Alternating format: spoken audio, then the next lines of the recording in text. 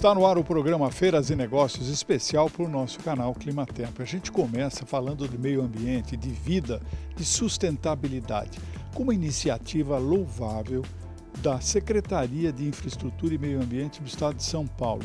Você já ouviu falar de usina fotovoltaica flutuante? Esse é um dos temas que Marcos Penido vai nos falar. Vamos ouvir.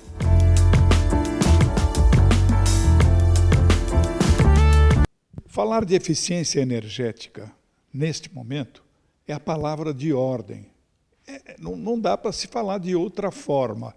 Eu tenho mais uma vez o prazer de estar com o nosso secretário de Infraestrutura e Meio Ambiente do Governo do Estado de São Paulo, Marcos Penido, que tem efetivamente um trabalho muito voltado para esse segmento. Bom dia, secretário, muito obrigado por ter me recebido. E eu queria começar conversando com você sobre estes temas, pode ser? Será um grande prazer, Cacá. É um prazer novamente estarmos juntos falando de temas tão importantes para a nossa sociedade. Vamos lá. Nós temos, o Governo do Estado tem um projeto muito interessante voltado para eficiência energética, com vários segmentos. O senhor podia me colocar o que é que está sendo feito nesse cenário? Bom, dentro desse programa de eficiência energética, como você colocou, nós temos diversas ações. Uma que é a própria revisão de todos os prédios públicos, que são 30 mil prédios públicos, entendidos dentro de uma lógica de fazer uma gestão única. Não secretaria a secretaria, prédio a prédio, mas entendendo o Estado como um grande contratante para que a gente possa rever não só os contratos, mas também a eficiência da energia que é contratada para cada um deles. O outro tema, geração de energia solar, através da fotovoltaica, com uma novidade, a utilização dos espelhos d'água dos reservatórios, das represas, como a área para se implantar os painéis fotovoltaicos, que são os painéis flutuantes, que trazem, além da questão da utilização daquele espelho d'água, que nós não temos uma função específica para eles, a não ser o de reservação, como também com uma boa produtividade, porque há uma menor perda de calor. Um terceiro ponto, as fotovoltaicas também nos terrenos do Estado, naqueles pontos onde esses terrenos têm pouco valor comercial, colocando esse terreno à disposição para que, através da parceria com a iniciativa privada, possamos implantar usinas fotovoltaicas solares e fazer a transição da nossa matriz energética, usando cada vez mais a energia solar, gerando economia na emissão de gases de efeito estufa e também economia financeira. E o terceiro ponto, a partir do momento em que o Estado, como um todo, passa a tratar a questão de energia de uma maneira maior, ampla e concentrada, há condição de negociar essa compra de energia, podendo entrar também no mercado livre, o que também nos permite novas negociações, novas oportunidades na obtenção da energia, gerando economia. Tudo isso, além da melhoria da matriz energética, de contribuir com o meio ambiente, pretendemos, até o final do ano que vem, gerar uma economia para o Estado de 1/3 daquilo que ele consome hoje em todos os seus 30 mil prédios públicos, ou seja, gerar uma economia de 200 milhões de reais ano. Eu acho que não dá para a gente pensar de outra forma, secretário, num país que tem um índice de insolação dos 365 dias do ano, nós temos quase 360 dias com um alto índice de insolação, não aproveitar isto que nos é dado pela natureza com tanta prodigalidade, e é tão importante isto, e a gente, e vocês estão fazendo exatamente isto, né? Aproveitando o que nos é oferecido pela natureza de uma forma eficiente, limpa, sustentável. Muito bem, muito obrigado, é muito legal isso. Agora, nós temos um outro tema aí. Está sendo desenvolvido um projeto que nós estamos falando do Vale do Futuro, que será implantado, me parece, no Vale do Ribeira. É isso mesmo? Perfeito. Esse é um dos grandes projetos que a gestão do nosso governador João Dória e o nosso vice-governador Rodrigo Garcia tem como uma bandeira no nosso Estado. Nós sabemos que o Vale do Ribeira, dentro do estado de São Paulo, é a região que ainda precisa se desenvolver, onde nós temos o menor IDH do estado. Nós precisamos diminuir essa desigualdade, precisamos levar oportunidades. É um grande projeto que envolve todas as secretarias do estado para que a gente, de uma maneira unida, de uma maneira sinérgica, possa levar as melhorias. E no setor da energia não é diferente. Estamos aí, junto com a Associação Brasileira de Geração Distribuída, levando uma carreta itinerante para formar mão de obra, formar especialistas no trabalho de fotovoltaica, para que nós possamos profissionalizar, levar essas oportunidades aos trabalhadores daquela região. Também dentro do programa de eficiência energética, junto com as distribuidoras de energia, nós estamos indo nas unidades de saúde para trocar os refrigeradores, que são grandes consumidores de energia, por refrigeradores novos, modernos, que tenham a mesma qualidade e produtividade, gastando menos. E junto aos municípios, um grande projeto de substituição de lâmpadas fluorescentes por lâmpadas a LED, também dentro da lógica da eficiência, porque a lâmpada LED, além de trazer uma maior luminosidade, gasta muito menos. Com isso, nós estamos levando a consciência da energia limpa e sustentável, oportunidade de emprego e renda e melhor aplicação do recurso público, para que toda essa economia possa ser revertida em benefício da população. É muito interessante, muito legal. O senhor tem uma previsão somando todas, depois de implantado todos esses projetos, de quanto o Estado vai conseguir, vamos dizer, economizar dentro dos recursos? Fora todo o benefício que nós vamos trazer de novos empreendimentos, de geração de emprego e renda, com as substituições, com as novas usinas a serem implantadas, tanto na represa Billings como também nas represas da Sabesp, a nossa previsão é que a gente consiga deixar como legado uma economia de 200 milhões de reais ano, que era pago na conta da energia elétrica e que vai poder voltar para aqueles pontos aonde o Estado é fundamental: educação, saúde, segurança pública e assistência social. É muito legal, quer dizer, a gente tem aí uma visão otimista de um futuro, por isso que esse projeto, inclusive, do Vale do Ribeira, chama Vale do Futuro, né? Que é tentar enxergar melhor com ações que estão sendo feitas nesse momento. É muito bom, secretário, eu agradeço muito a sua atenção por ter nos atendido aqui e eu me coloco à sua disposição para a gente falar mais. Nós queremos falar sobre ações que são em favor da vida. Esse é o nosso princípio, é o nosso projeto, por isso que eu estou falando com o nosso secretário de Meio Ambiente e Infraestrutura do Estado de São Paulo. Esse é o nosso projeto, cuidar da vida, cuidar das pessoas. E cada vez mais agregar os projetos, agregar a sinergia de todas as secretarias que têm essa missão, para que, de uma maneira forte e unida, possamos dar o resultado o mais rápido possível, até porque é o que a sociedade demanda e espera de nós. Muito obrigado, tenha um bom dia e a gente está à sua disposição, ok? E a gente continua, até já.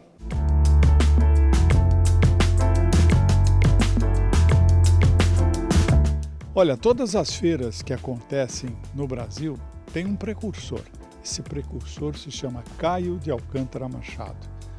A escritora, historiadora, psicanalista Maria Isabel Moreira Salles fez uma biografia interessantíssima no livro Vai Dar Jacaré. É um assunto interessante de uma entrevista que fizemos com a Bel. Vamos ouvir.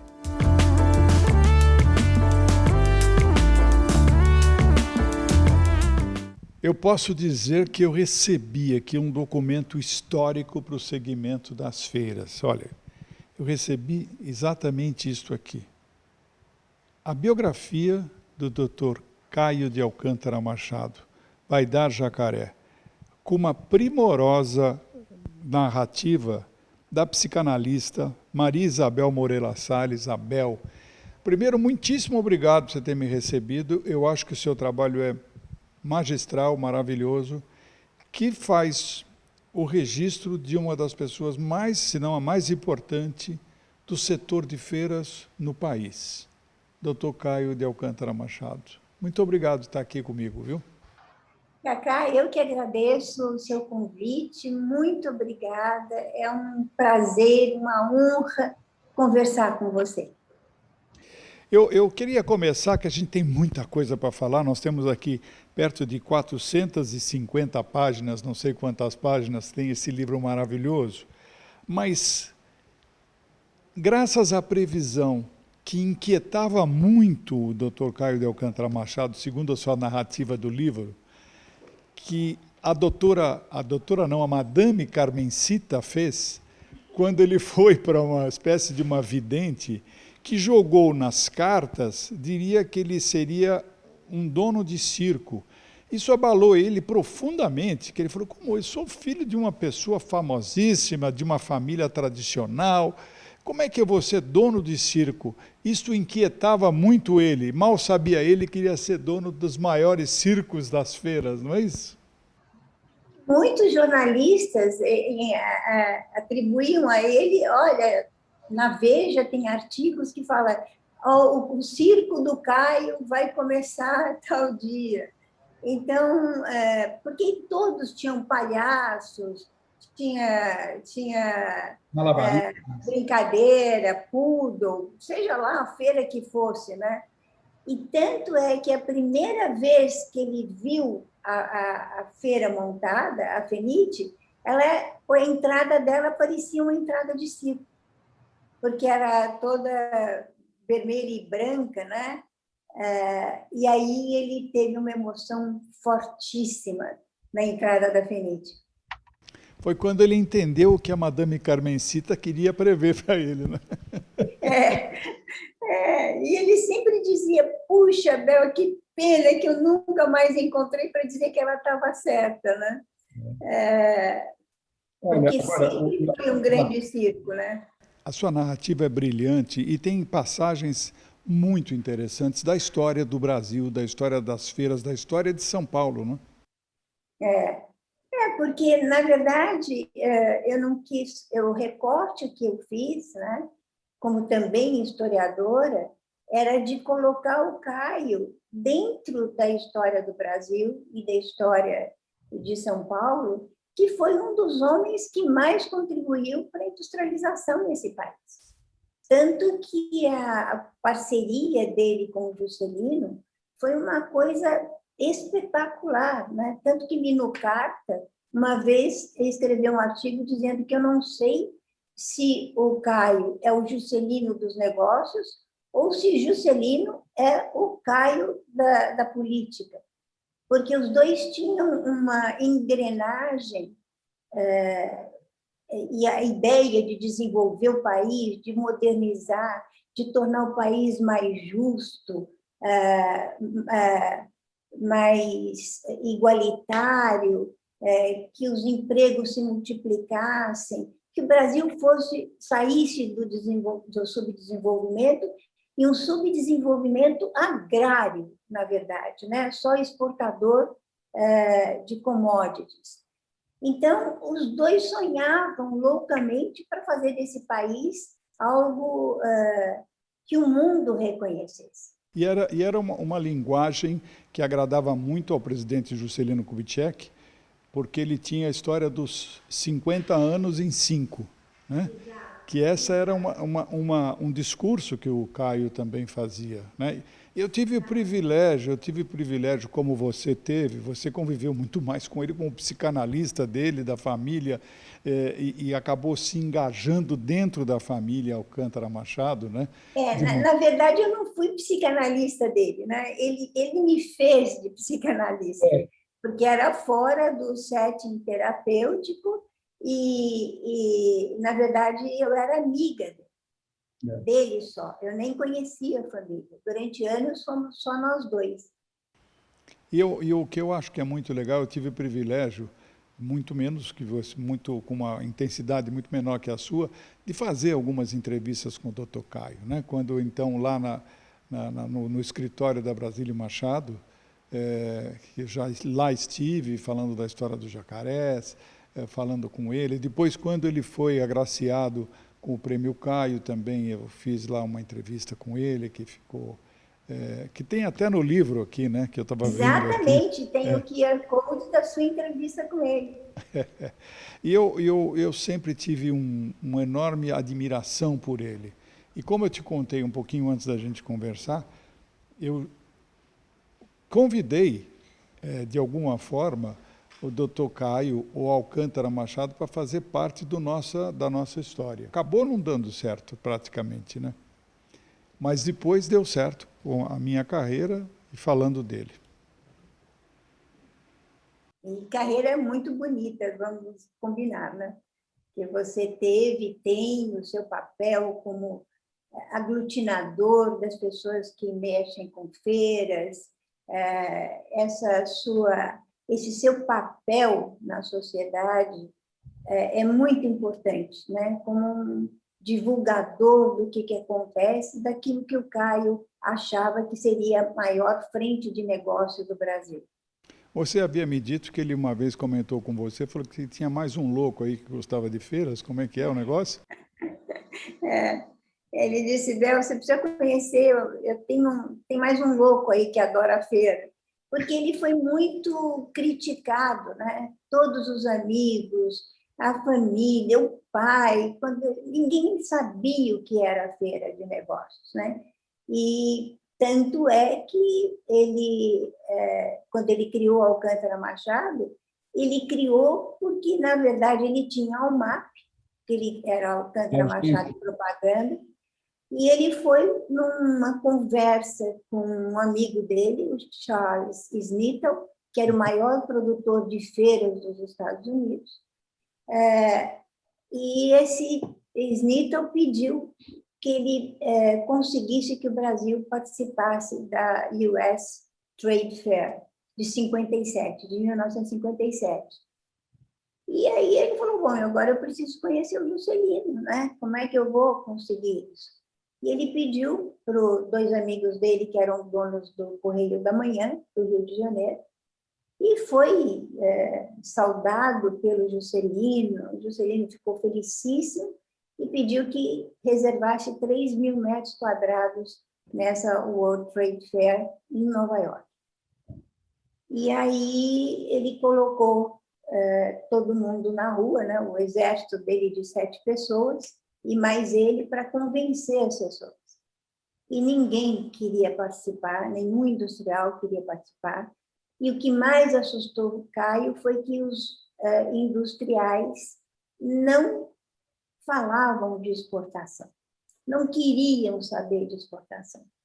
E aí ele foi para a Fiesp, a juntar os industriais e catequizá-los a respeito da importância da exportação de um país, do desenvolvimento que as feiras traziam e de mostrar o Brasil para o mundo e para o próprio brasileiro através das feiras de negócio.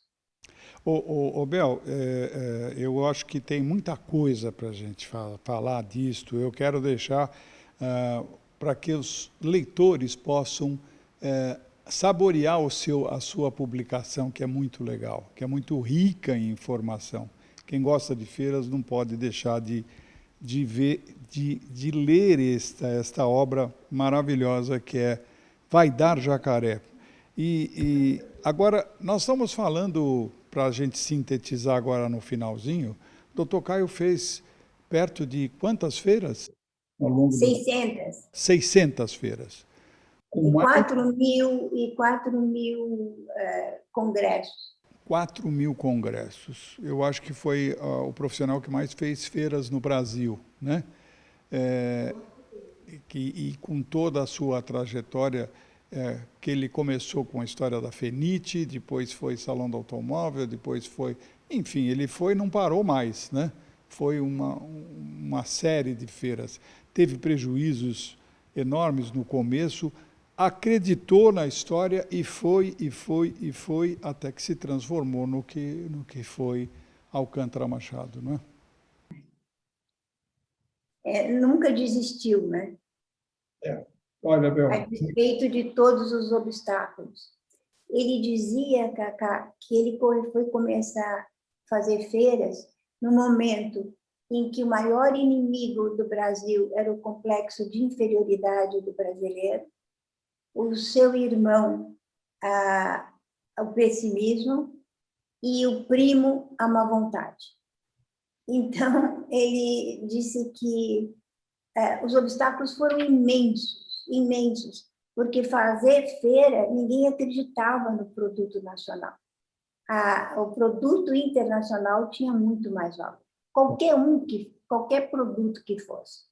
Então, não só ele mudou a mentalidade dos industriais, como ele também mudou a economia desse país. E a história desse país. Tá bom. Bel, te agradeço muito, o nosso tempinho que está terminando, e eu fico à disposição para cada vez que puder falar do seu livro, tá bom? Muito obrigada, foi uma honra participar da sua conversa e do seu programa que é tão bem visto pelos brasileiros que precisam de alguém que fale sobre as feiras. Muito obrigado, Bel, e a gente continua. Até já. O nosso homenageado, Dr. Caio de Alcântara Machado. Tudo bem? Como é que você está? Tudo bem, muito feliz. Está feliz com essa homenagem? Muito. Eu acho que... Eu espero que esse prêmio continue anos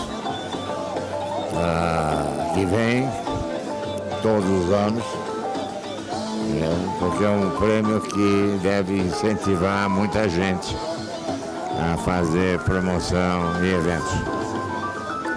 Com certeza, e você é um exemplo, um símbolo para todos nós.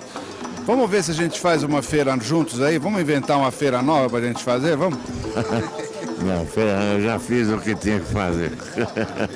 Agora vamos só curtir e melhorar as que estão aí. É isso aí. Caio de Alcântara Machado, nosso grande mestre. Muito obrigado, muito sucesso para você, obrigado. Viu, querido? Obrigado.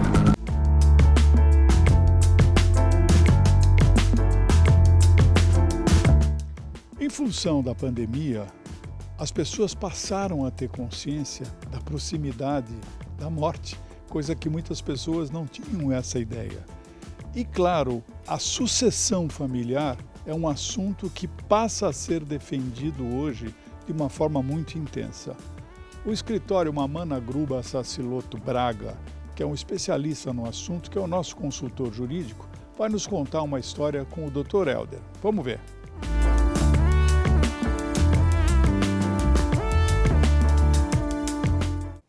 Temos hoje um tema muito importante, um tema que nos chama de volta à realidade, que é a incondicional verdade de que somos finitos, que um dia vamos embora daqui.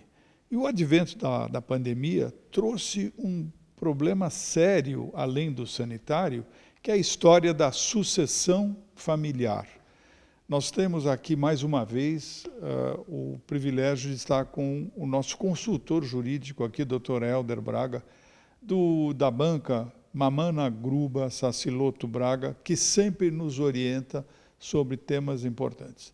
Dr. Helder, eu queria, por favor, que o senhor já pudesse discorrer sobre esse tema que, nesse momento, é tão importante.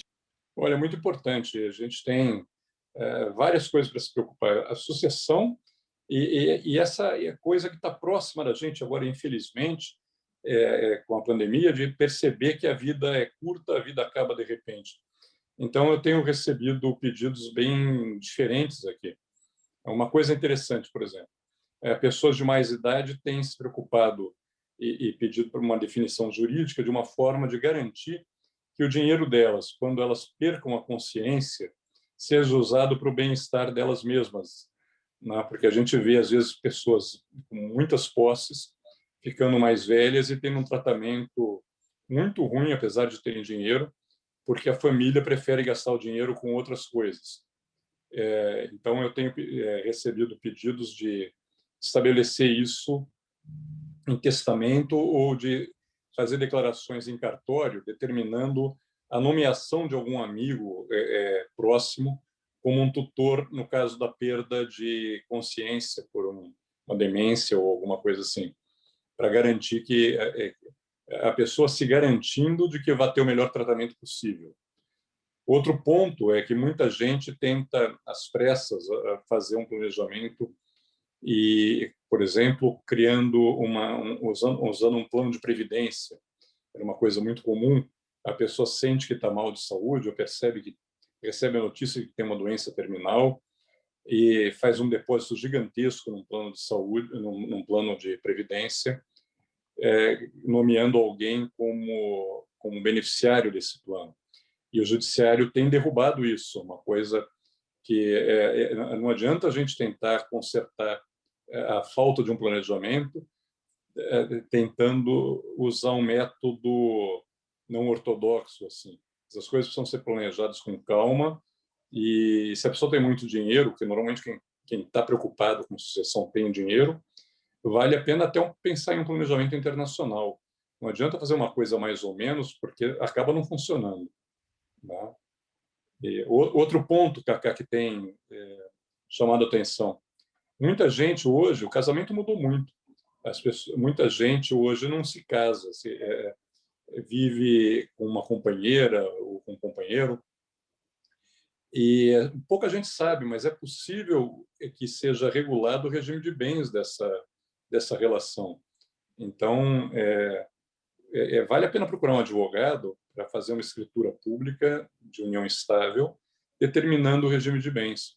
Não é que obrigatoriamente as coisas vão ser em comunhão parcial. Dá para regular exatamente como se faz um casamento. É engraçado, né? Quer dizer, eu digo engraçado se não fosse trágico.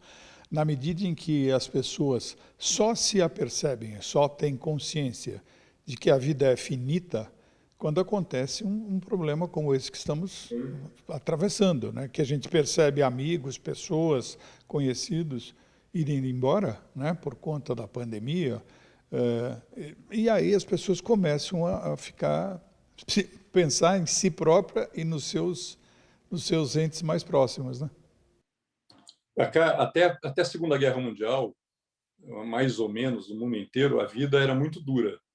Se a gente conversa com os nossos pais, assim, as pessoas morriam muito cedo. Uma pessoa de 50 anos era velha.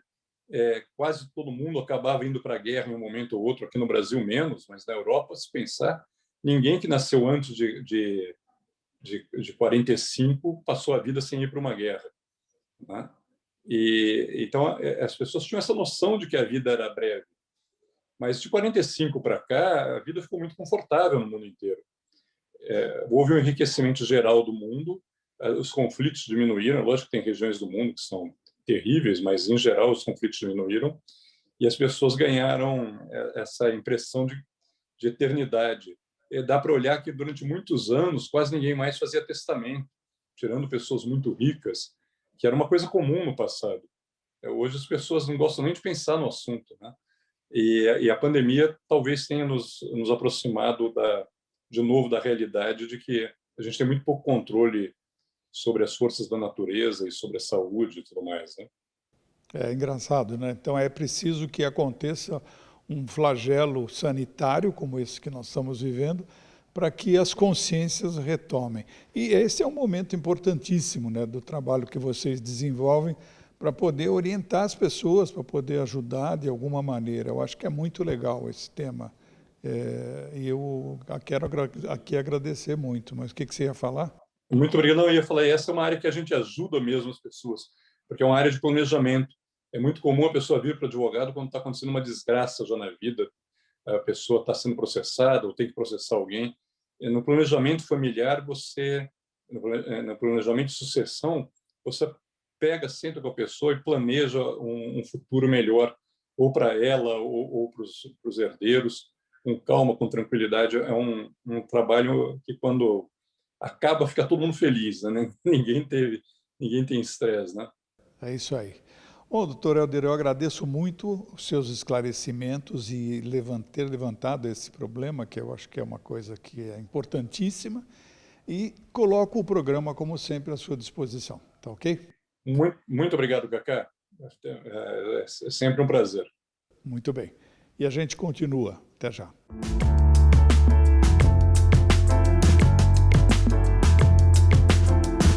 O programa por hoje termina aqui, mas você continua se informando, seguindo-nos no nosso canal do YouTube.